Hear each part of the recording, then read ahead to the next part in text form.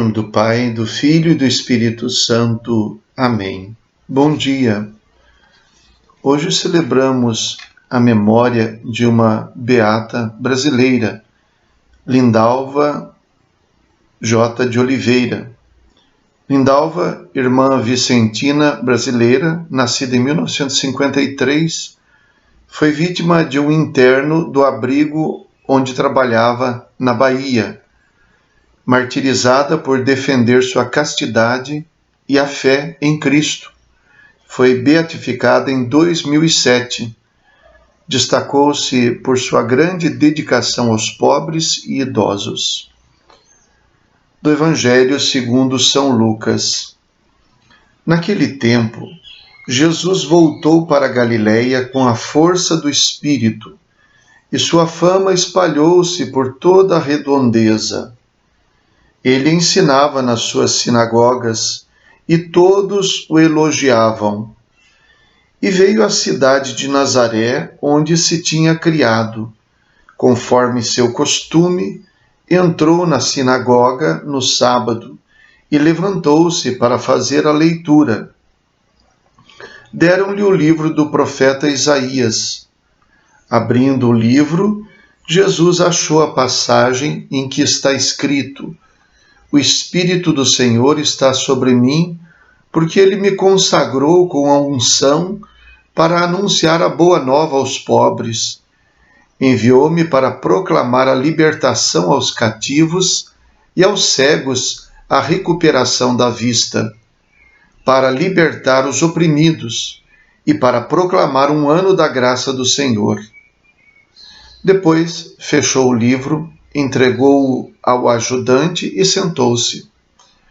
Todos os que estavam na sinagoga tinham os olhos fixos nele. Então começou a dizer-lhes: Hoje se cumpriu esta passagem da Escritura que acabastes de ouvir. Todos davam testemunho a seu respeito, admirados com as palavras cheias de encanto que saíam da sua boca. Palavra da salvação. Glória a vós, Senhor. Nessa passagem prevalece a ideia da ação do Espírito Santo. Jesus voltou para a Galiléia com a força do Espírito. E é na força do Espírito, então, que ele realiza tudo o que fez, ensinando nas sinagogas, e adquire fama. Todos, então, o conhecem e o elogiam. E também é o Espírito Santo que é mencionado na leitura feita por ele. Deram-lhe o livro do profeta Isaías. E ele, então, ele mesmo encontrou a passagem que fala sobre a unção do Espírito Santo. O Espírito do Senhor está sobre mim. Então, nessa passagem, ele encontra a realização, ou melhor, a profecia daquilo que está se realizando nele, para depois, então, sentar-se, fechando o livro, e expressar, então, sua convicção daquilo que ele está realizando. É uma passagem que mostra a concretização da profecia e que mostra a consciência de Jesus de estar realizando o plano do Pai para ele. A lição que nós podemos tirar disso para nós é a ideia de que nós também devemos nos deixar conduzir pelo Espírito Santo. É verdade que nós temos nossos planos, temos nossas aspirações, nossas inspirações, nossos desejos e os nossos sonhos. Mas é necessário que a gente tenha em conta que se nós realmente somos consagrados a Deus, a verdadeira direção da nossa vida deve ser dada por Ele. Por isso penso que nós devemos, para começar, devemos estar sempre abertos às mudanças que Deus pode fazer na nossa vida. Mudanças que são conhecidas pelas próprias circunstâncias da vida. Devemos estar prontos para ter a aceitação dos acontecimentos, pelo menos daqueles que estão fora do nosso alcance, para que possamos compreender qual é o desígnio que Deus tem para a gente. E dizendo até melhor, mais do que compreender, que nem sempre nós conseguimos compreender, que sejamos capazes de corresponder à vontade de Deus que nos vem através da inspiração do Espírito Santo. Deixar-nos guiar por Ele, para que a obra de Deus possa se realizar em nós. Não é uma coisa ilusória, não é apenas um discurso, não é só poesia, é uma realidade.